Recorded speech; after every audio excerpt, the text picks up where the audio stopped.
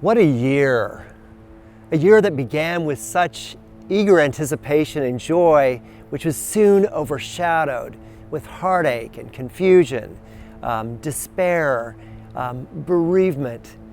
It was a terrible year for Joseph and Mary in many ways.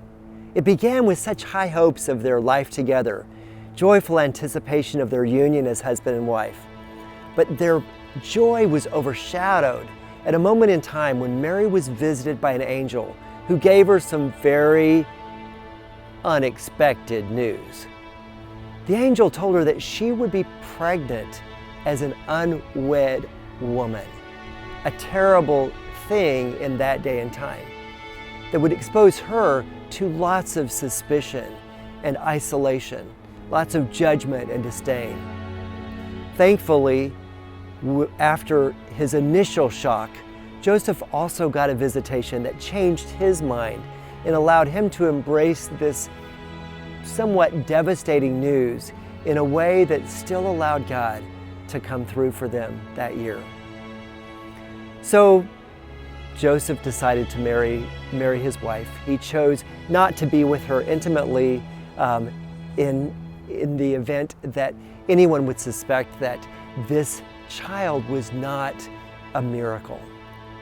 But as the time of delivery approached, Mary and Joseph got some very disturbing political news.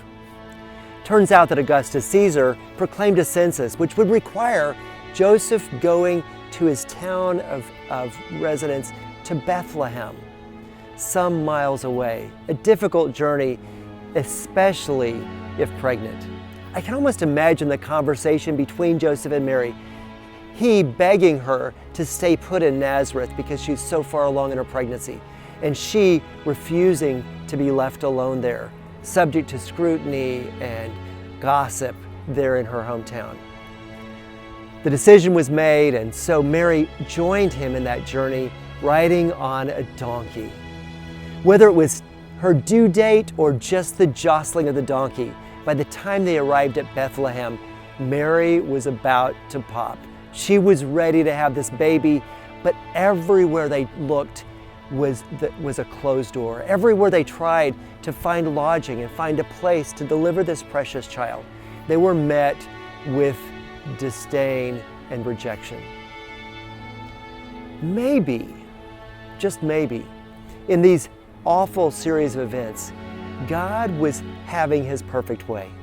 Maybe for the birth of His beloved child, He wanted no one in the birthing room except those who would embrace this delivery as a delivery of God's greatest gift. Only those who would open their hearts and their eyes to see this baby in its divine light. Thankfully, one of the lodging owners did have a barn to offer. And in a humble place, Mary and Joseph bedded down and prepared for the delivery of this child. Who knows how many hours, how quickly or how long this first child of Mary came to be, but it must have been really tough for them. In a stable, in a small town, with no family or friends around them. When the baby was finally delivered, you can imagine the joy that followed the suffering of those pangs of birth that Mary felt. And when she held her baby close, she wrapped him in swaddling clothes, wrapped him tight, and placed him in a manger. Those of you who are farmers or grew up on a ranch know that a manger is a feeding trough. It's a simple vessel to put grain or oats or straw for the animals to eat. And so in that simple act, finding a resting place for her child, Mary lays Jesus in a place that foreshadows His purpose in coming. For in that manger, Jesus shows us that He is the bread of life. Just as the animals would come to that feeding trough to find sustenance and nourishment for their lives, we come to the manger to find Jesus as our true bread. His birth that day was in a town called Bethlehem, which ironically means house of bread. It was the city of David, but in that moment, it was the place where the bread of life came to life for us.